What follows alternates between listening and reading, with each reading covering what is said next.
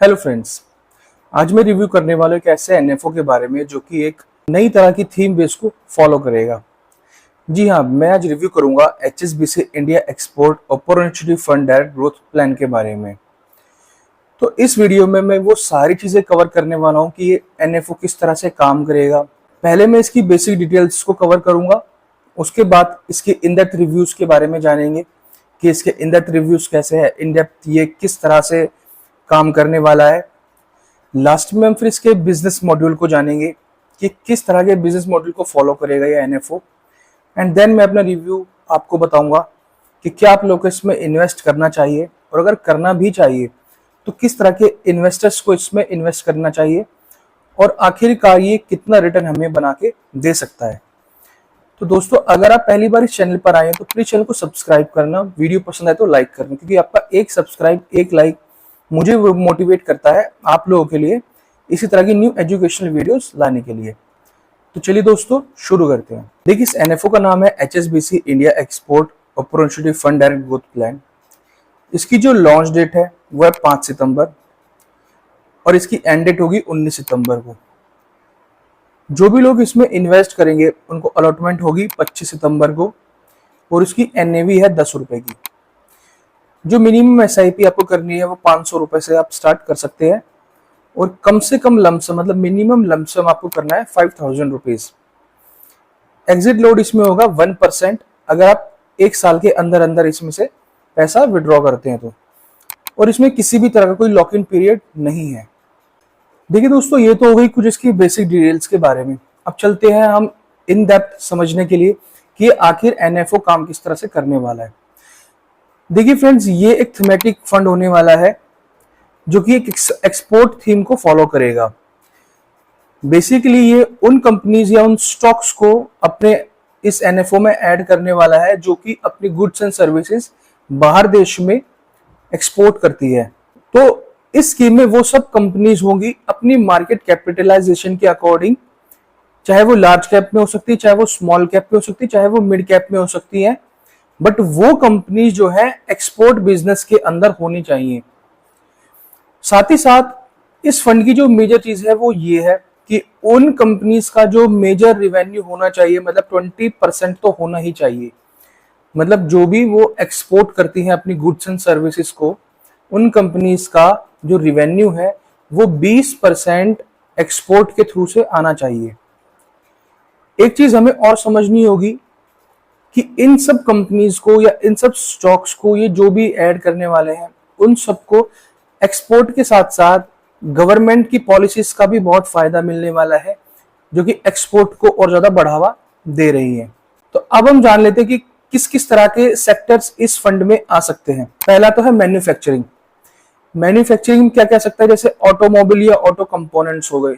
जो भी companies automobiles बनाती हैं या फिर ऑटो कंपोनेंट्स बनाते हैं, प्रोडक्ट या मैन्युफैक्चरिंग, कुछ ऐसा प्रोडक्ट बनाती हैं जो कि बाहर देश में एक्सपोर्ट होता है। फिर आता है फार्मा सेक्टर कि कुछ मेडिसिन कुछ कंपनीज बनाती है और बाहर फिर एक्सपोर्ट करती है। सर्विसेज में हो गई जैसे आईटी सर्विसेज, कोई आईटी सर्विसेज प्रोवाइड करना, जैसे यूएस में जो मेजरली है वो आईटी सर्विसेज प्रोवाइड करते हैं। फिर होता है टेलीकॉम सर्विसेज प्रोवाइड करना। तो इस तरह की जो कंपनीज है, इस तरह की कैटेगरीज की जो कंपनीज है वो इस एनएफओ में ऐड होने वाली है। साथ ही साथ मैं आपको बता दूं कि इंडिया का जो टारगेट है वो 2030 तक का एनुअल एक्सपोर्ट को $2 ट्रिलियन तक हासिल करने का है। तो आप समझ सकते हैं कि ये जो एनएफओ है ये किस तरह का होने वाला है। तो देखिए, अगर एक एनएफओ आया है तो उसके कुछ प्रॉज होते हैं तो कुछ कॉन्स भी होते हैं। मतलब अगर उसके आपको कुछ फायदे दिख रहे हैं तो आपको उसके नुकसान भी जानने चाहिए। अब हम चलते हैं, कुछ इसके ऐसे पॉइंट्स को मैं आपके साथ डिस्कस करूंगा जो कि आपके लिए जानना बहुत ज्यादा जरूरी है। अब बात करते हैं कि इसमें रिस्क क्या है। देखिए, ये एक एक्सपोर्ट थीम को फॉलो करेगा और इसमें जो मेजर रिस्क होता है वो ये होता है कि उन कंपनीज का जो एक्सपोर्ट करती हैं, और जब तक बाहर के देश में किसी भी तरह का सब कुछ सही चल रहा है, सब कुछ ओके है, कोई इशू नहीं है, तब उनका सही चल रहा है। बट अगर किसी भी कारणवश, चाहे वो वेदर से रिलेटेड हो गया, आप ये मानिए कि अगर कोई कंपनी बाहर एक्सपोर्ट कर रही है किसी देश के अंदर और वहां पर कोई ऐसी कंडीशंस बन जाती है या फिर गवर्नमेंट की तरफ से कुछ ऐसा इंटरफेरेंस हो जाता है, या फिर उस पर्टिकुलर देश की, उस पर्टिकुलर कंट्री की जो गवर्नमेंट है उसकी वजह से कुछ ऐसा इंटरफेरेंस हो जाता है कि एक्सपोर्ट का जो काम है वो रुक जाएगा या फिर रुक सकता है, तो उसका जो सीधा इम्पैक्ट होगा वो उन कंपनीज के रिवेन्यू पर आएगा, जिसकी वजह से इस म्यूचुअल फंड का जो परफॉर्मेंस है वो डाउन भी हो सकता है। तो इस तरह की चीजों को भी हमें ध्यान रखना पड़ेगा अगर आप लोग इसमें इन्वेस्ट करने जा रहे हैं। तो ये तो हो गए इसके प्रोज एंड कॉन्स के बारे में। अब मैं अपना रिव्यू देता हूं इसमें कि मैं पर्सनली क्या समझता हूं।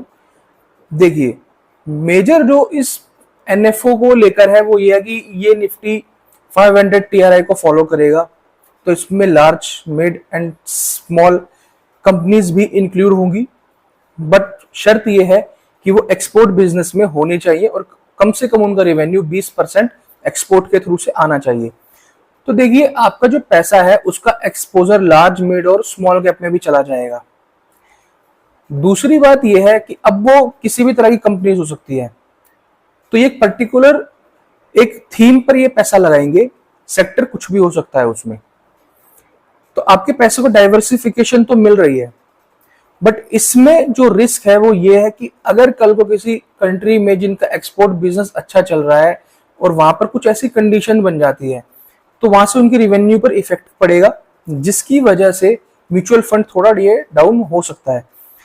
तो अगर आप इस तरह के इन्वेस्टर्स हैं जो कि आने वाले 2 या 5 साल तक अपने म्यूचुअल फंड को कंटिन्यू कर सकते हैं, तो आप बेशक इसमें पैसा लगा सकते हैं, कोई इशू नहीं है।